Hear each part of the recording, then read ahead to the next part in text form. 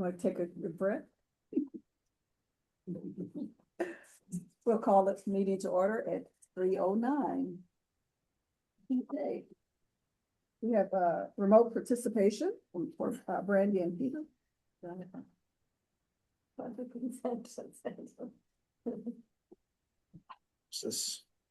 you go. I move that Brandy Polanowski and Peter Morville's request to attend today's meeting of the JMRL board remotely due to a personal matter, specifically travel and illness respectively, be approved. Do I have okay. Nope. You're here, guys. Okay. Disposition of the minutes from the previous meeting. You have any comments, corrections, or nothing? Okay, so I move that the minutes be accepted as drafted. all in favor? Aye. Okay. And let's see. Any announcements or public comment? If anyone online would like to make public comment, please use the Zoom raise hand function now. I don't think you have any public comment today. No public comment. And we don't have any continuing education either. No. So we'll just move right along to with the policy committee report. Okay, the policy committee met today and discussed 3 policies, audio visual equipment use, and there's an associated we do the meeting room policy. We have a recommendation for today as a first reading. Also discussed availability of library services. There's a very small tweak that we are recommending today as a first reading. And then the majority of the time we discuss the volunteers policy. And there's a lot of ins and outs and which parts belong in the policy and which parts belong in the procedure, and it's kind of a scope, getting the scope right issue that we come up against from time to time. This one has more of it than usual. And we'll continue to discuss that at our next meeting in February. Any questions on that? Or what is this gonna be? A quick meeting?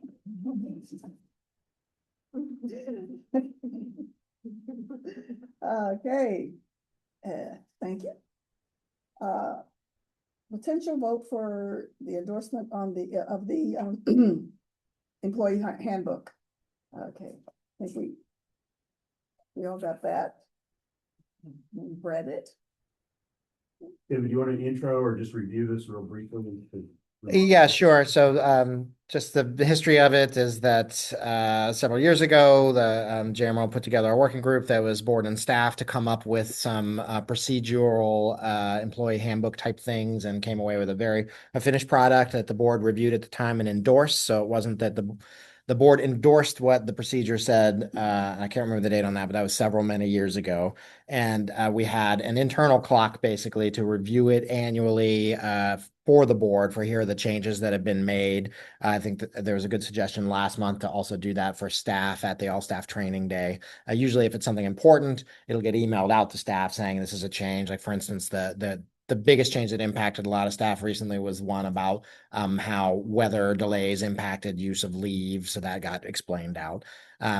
The board last reviewed this a couple of years ago. We're off track. This had been a July thing, so we're a little late on this. Last month, I went through all the changes that had happened since the last time the library board reviewed it. And those are in last month's handouts. I had requested that the board consider an endorsement, again, a re-endorsement of here's where we are right now, and we agree with this. And board asked for some extra time for review, so I sent it out to everybody to review. I'm happy to answer any questions if there are any follow-up questions about the changes that were reviewed last month. But otherwise, if the board's happy with the product as it is, then they can consider endorsing. Is that a motion? I can't make a motion. Yes. That we endorse the changes to the employee. All in favor? Aye. Okay.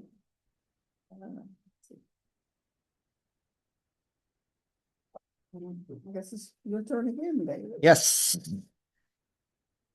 And looking at the annual calendar, we're actually a month early for this one. Somehow I confused the issue, but I had shared goals with the library board at the beginning of the fiscal year, and annually, I will bring those to you to discuss and let you know where we are, where JMRL is on advancing all of them. They're in your handouts there, so I'll just start at the top. Advancing the pay scale for the second year in a row with the cooperation of JMRL's funding partners. This is a work in progress. This work is happening through the budget cycle. So we worked on this with the personnel committee, with the budget committee, and the full board, and now we're working with each individual jurisdiction. I'll give a brief update on that for the next old business item. Securing funding for architecture and engineering costs for our fiscal year 27 Central Library Design Project from Charlottesville and Albemarle. We are well on track for that, although this is also a budgetary issue. We've discussed it with Albemarle and Charlottesville. Both of them have, going into the fiscal year 27, this project in their 5-year CIPs, and it's progressing as expected. So unless there's a surprise that happens in budget season between now and when they adopt their budgets, JMRL is anticipating that the funding will be there for an architecture and engineering project hopefully beginning in the summer. I have some concerns about the timing of that. You have to get out way in front of it in order to get a cooperatively bid contract. So I'm trying to work with the city's procurement office for, it's kind of a chicken and an egg. Until the budgets are passed and they know the money is there, they can't go out to bid for something. But there's a point at which they're reasonably sure it's going to happen that we can really start getting all the materials in order that they're going to need, because the RFP itself is likely to be a complicated document about what this is going to look like. Okay. So similar, develop a timeline and overall fundraising strategy for the Central Library renovation. I've been talking closely with Albemarle and Charlottesville about this because there is an understanding, especially from Albemarle County, that the Friends of the Library specifically will help to support this project. But there's been ongoing conversations about what that's going to look like, and likely it won't be until the end of the A&E project where we know for sure how much money is going to need to come from fundraising here. There are a couple different types of models that we could use that JMRL has used in the past, including the Crozet Library project, where the fundraisers raised money for all the equipment and furniture in the library. Not equipment, that was paid for by Albemarle County, but the furniture itself, and an opening day collection of books and materials. That was specifically what was fundraised for. At the Nelson Memorial Library, the fundraising went towards the opening day collection and finishes, and then there was funding left over for added services that couldn't be done by the construction project that went towards the outreach vehicle and the outreach kiosk that's in Nelly's Ford.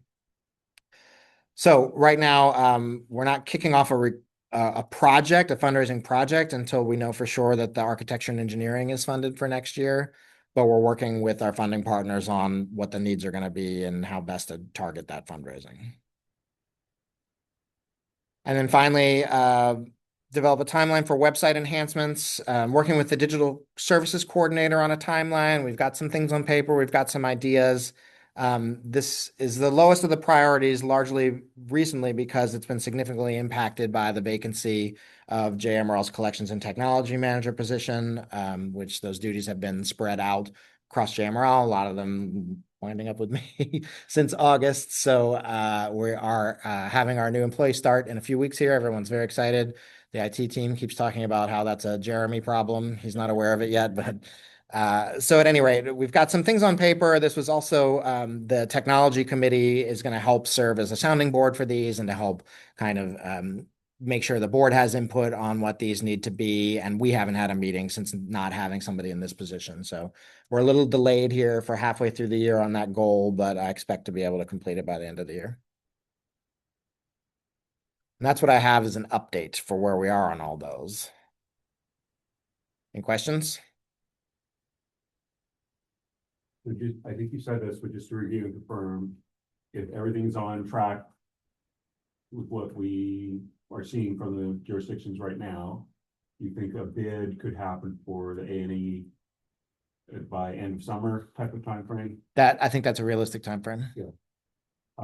Okay, and then number 3, the fundraising strategies that we've used for these other branches, Crozet and so forth, have been, tell me if this is correct, essentially a motivated local champion with who's not necessarily a full-time professional at that activity, Mhm. has sort of spearheaded in them. It's been a group. It's been a together. group thing, but largely led by Right. local So folks. I went through one of these with a different national nonprofit, and we mentioned this before. Yeah. It's been a couple of years. And in that case, they hired a third-party fundraiser manager, and I'm not using the exact, I'm not sure about the exact terminology, but it was a group who does this with nonprofits over and over again, and they had a formula, and they said, this is how you're gonna. There's a pyramid, 80% comes from this, 20% comes from this. They had a cookbook Mhm. that they had success with in the past. And so I would encourage that, we don't have to do that, but I would encourage we at least Explore. that and talk to one or more of those groups and just see what they have to offer and understand if that would be a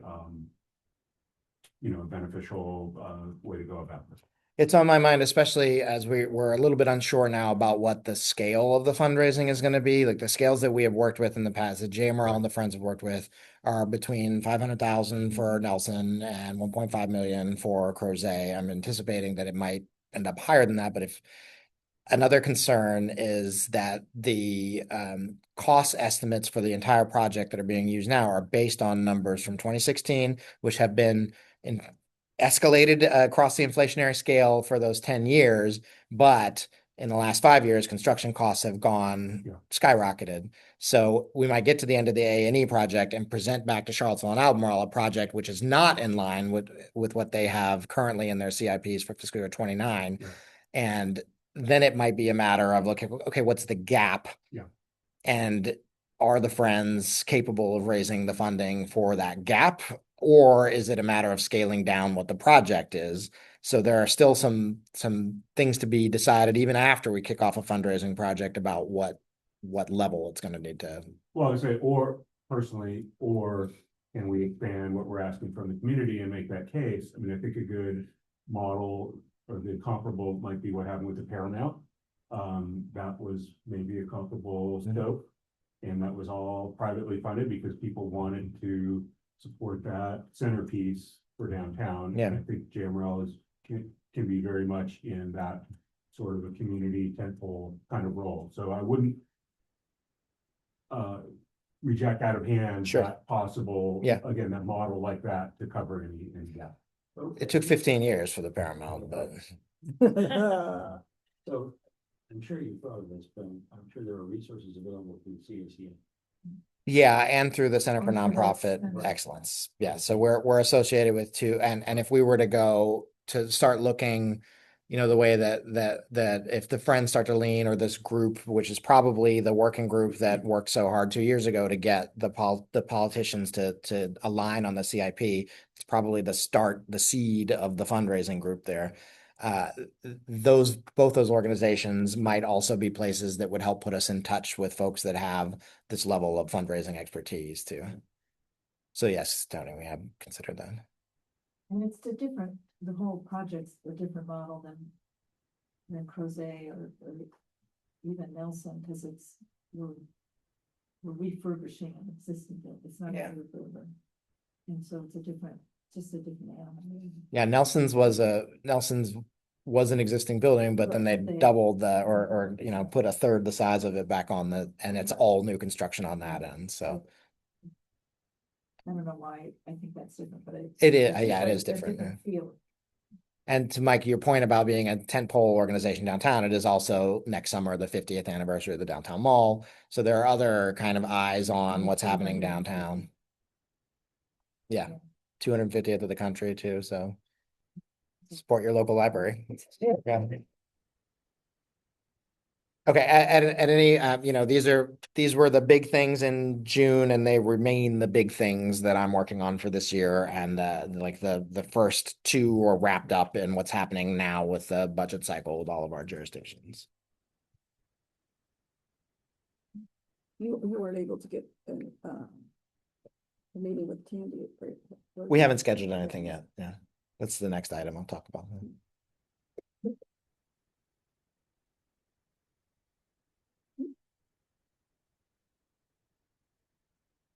Okay. Guess we're down to the budget update.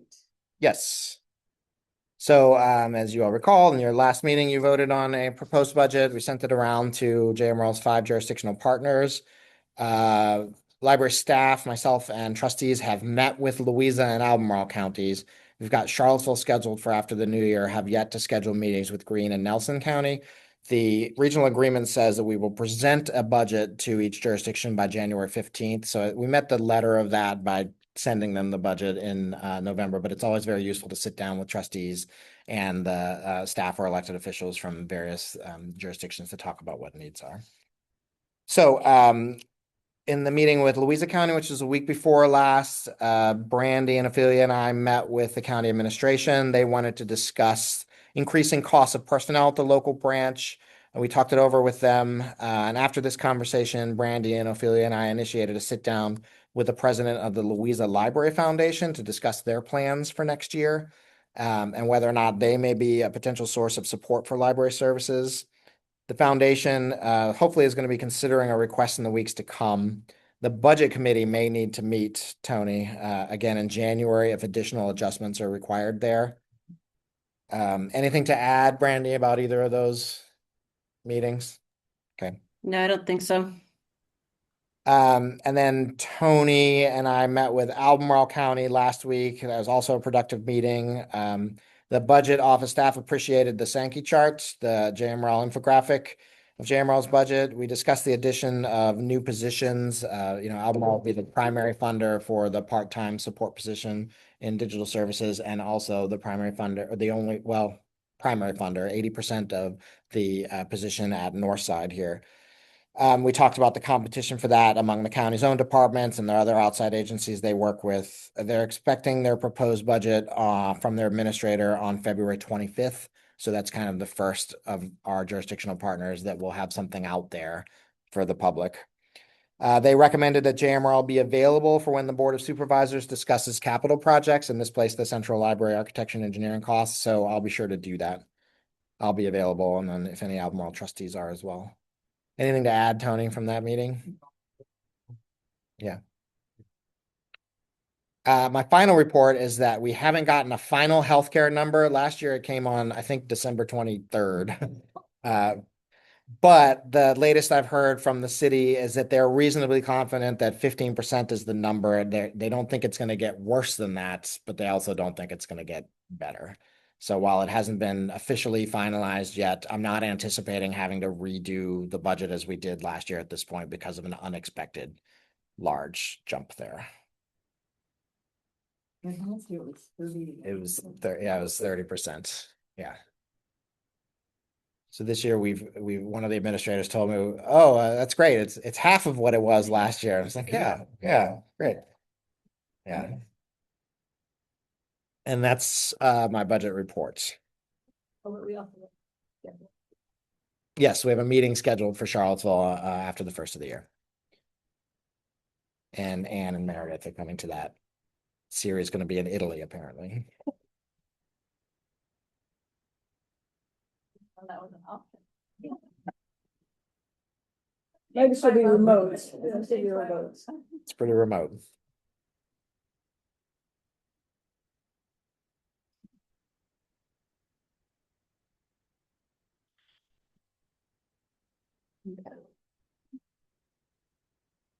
Okay, new business. All right. First reading. First reading of. Well, it's in a little different order. Okay, fine. Availability of library services. There's one character change to clarify full library services are starting at age 18, and this is from a state law that has motivated or catalyzed a change across the board in all of JMRL's policies. It's sort of our definition of a juvenile goes up to age 18. And again, that's from a state law that involves parental access to juvenile accounts, goes up until like age 18. So as we've been finding spots where we previously had defined it as 16, we're tweaking that to 18.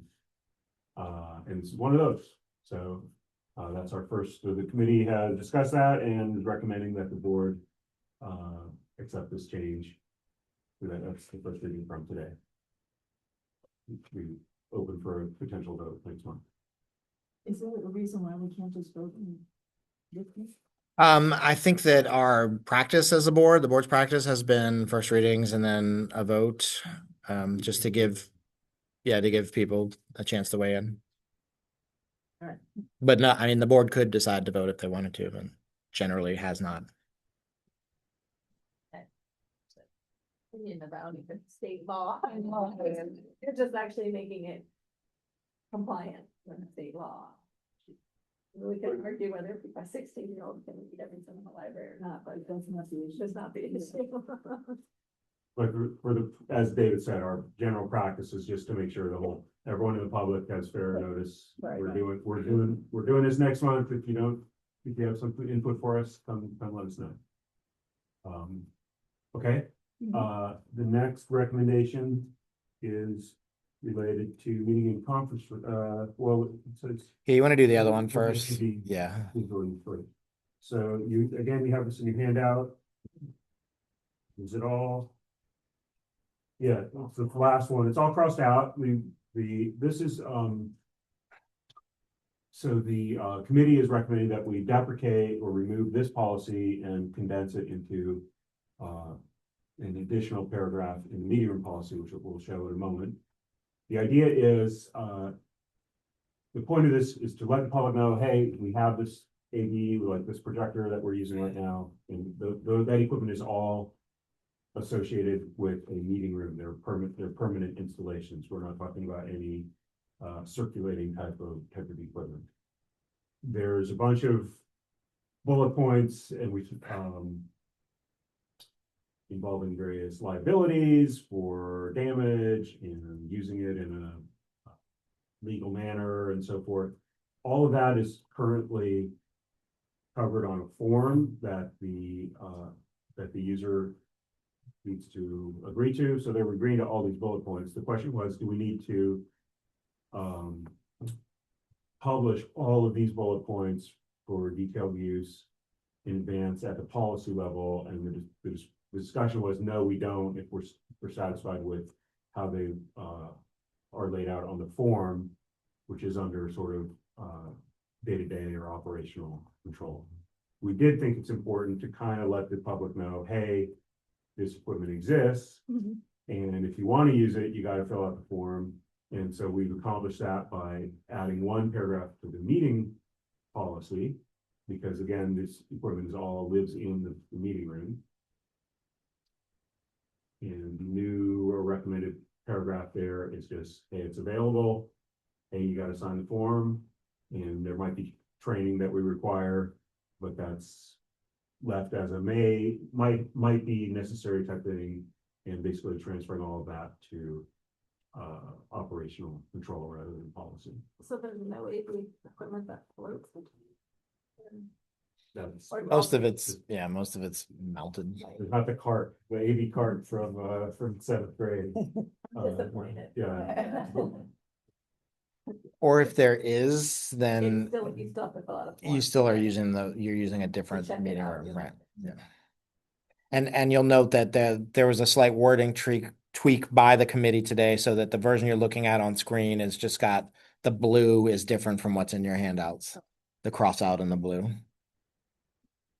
It just didn't read. It didn't read correctly. So this is the recommendation for the committee, is that this approach simplifies the what's being published in the policy handbook, but still meet the needs that we thought the policy would be covered. Now, this training that they may potentially have to complete, in advance of the use of, so it's like they come as a day ahead or is how, From the policy standpoint, we're just leaving that up to the staff to implement. okay. And so each the- individual branch, every branch probably has a different. Yeah, generally it's in advance. Somebody will call and say, hey, we need to do a Zoom meeting or something, and the staff will book them to say, okay, well, you need to come in and we'll show you how to use all the equipment. And sometimes that can be scheduled right up until the meeting. It's been our experience, it's better to schedule in advance because sometimes the person has other things going on when they're trying to run a meeting and also train, so. You're the expert. Just like the police. Google says there's something wrong with it. Required to sign in on form, job responsibility. Okay. Completion of the training, maybe, I don't, it's just Yeah, I the don't- completion of the training, no. Of. I think A is good. Okay. What color does that need to be? Oh, that's terrible. Hunter green. That looks great, but anyway. It's different. I think that's fine. That makes sense to me. So this, as a second reading, it'll just come in all red. As here's the recommendation. And I guess I would ask maybe for the second reading, we put the completed and updated form, because we talked about some tweaks to that Sure. as part of the handouts. Yeah, To be like, well, is that, what does it say? yeah, so we can see that the bases are covered. So you're gonna add the form is. Well, not in the policy, but we're just saying, as the board votes on this, we'll be able to see, hey, this is what staff is doing with the. And the policy committee discussed some things that we wanted to make sure were in the form. So there's a recommendation from the policy committee, and I'll review those and take a look and make sure there's no unintended consequences, and add them to the form. Yeah, but we're basically, it's a package deal kind of, so we could see that, what's coming along with this. I think that's a good suggestion. Okay, and again, those are all first readings, and those will be available for potential vote next one.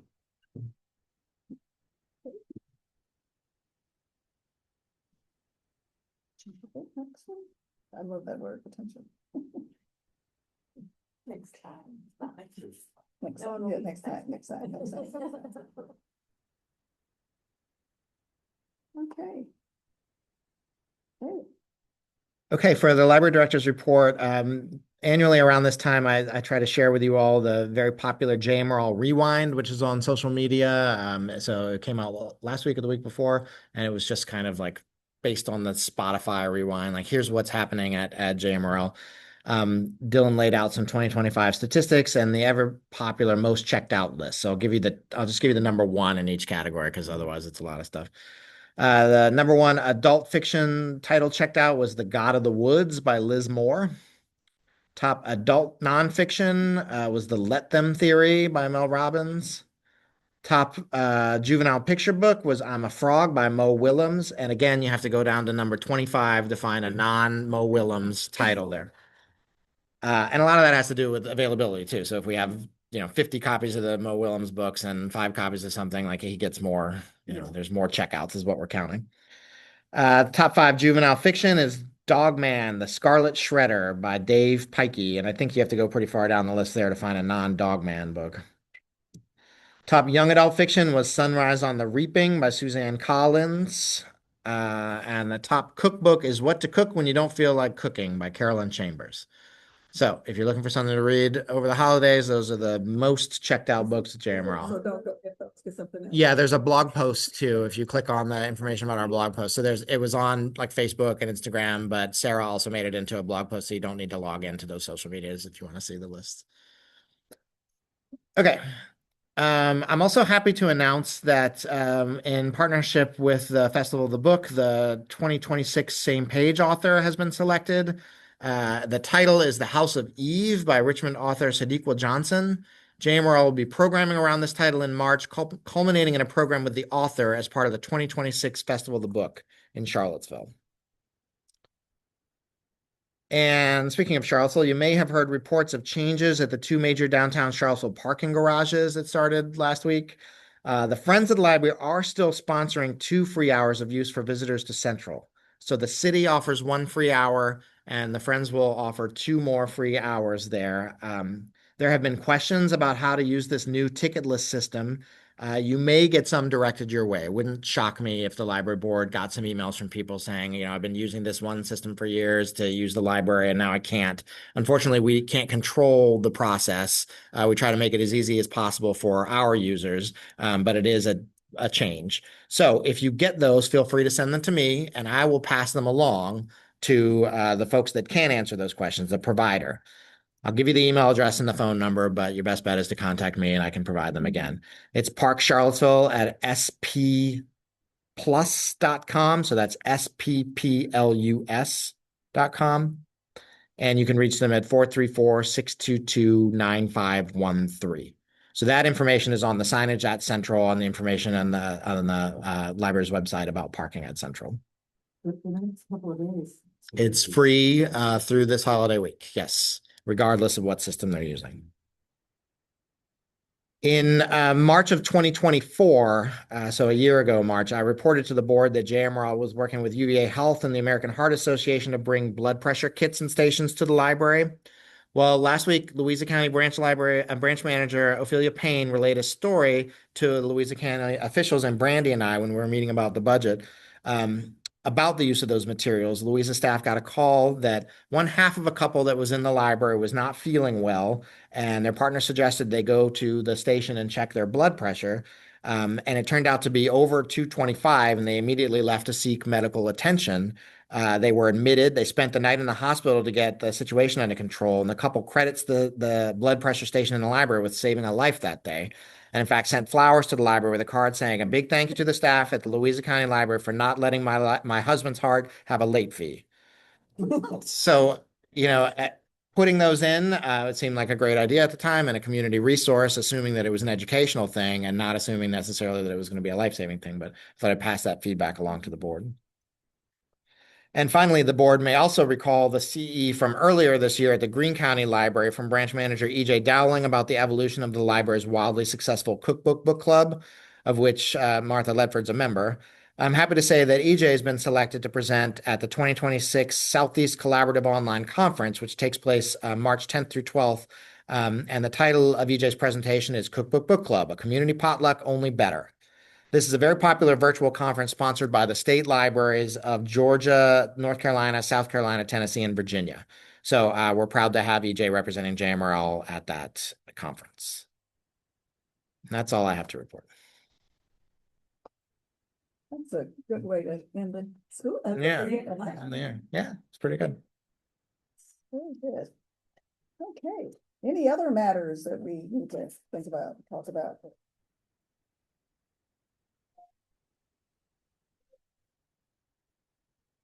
Okay, nothing more. Future agenda items? Yeah. There'll be a second reading and vote on the 3 policies discussed today. Yet another budget update. Potentially a budget committee report if the budget committee gets together. But not a first reading of them. I don't think so for volunteer, but maybe, but I don't, I'd give it a 60-40 again. Yeah. That would be that part, just Yeah. based on how much things there was. There's a lot to cover. And I'll remind the board that that meeting is also at Northside. And then shortly thereafter, we start traveling around again a bit. And what's that date? It's January 20th. Fourth. 26th. 26th, yes. The 24th is Saturday. Okay, what's this?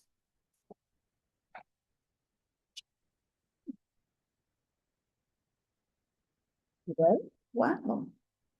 Well, I would like to wish everyone a very wonderful Christmas. Hope you're going to be surrounded by family and friends. You can have my family too if you'd like. They're on loan. And I just hope everybody has a wonderful Christmas. Thank you, Lydia. You too. Oh, and I have something for everybody. It's just a little something. Oh, wow. Yeah. This is Tony. Oh, Meredith. oh, this is pretty. Some of them don't have, oh, and? That's it. When I get home, is that there? No, no one has to know that you got any. David. Oh, thank you. I like the size of the coffee mug. Yeah, I know, to write my name on it. Here. Oh. Krista, yours doesn't have a name. Because it's really Sierra's, she did all the work all year. Thank you. Very sweet. Well, you can have one too. Dude, thank you. There's no wonder you want to take the elevator. Yeah. Oh, this is Brandy's. This is Siri's. This is Peter's. This is Peter's.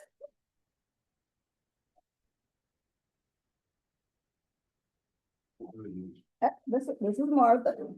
I know. Saving the best for last. Margaret, Frank. Yeah. Bye. All right. Thank you. So sweet.